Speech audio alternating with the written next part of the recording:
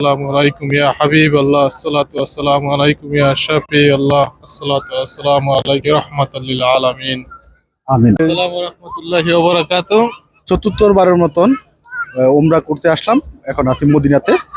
আমার সাথে আছে সফরসঙ্গী হিসাবে মামা। আসসালামু আলাইকুম ওয়া রাহমাতুল্লাহি ওয়া বারাকাতুহু।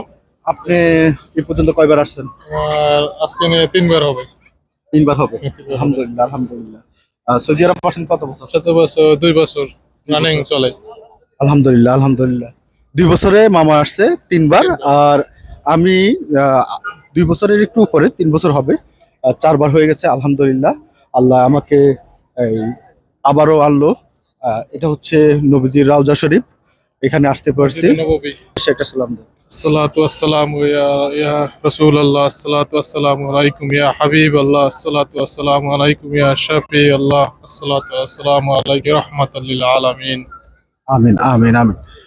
তো সব যারা আছেন ভিডিওটা দেখবেন, যারা দেখতে পান নাই, যারা আমার দেশে আছেন বা যারা ভিডিওটা দেখবেন, অনেকেই হয়তো বা মদিনা মক্কা দেখতে পারেন না। আমি মক্কার ভিডিও আপনাদেরকে দেব। তো একদম মদিনা রাজা শরীফের সামনে চলে এসেছি।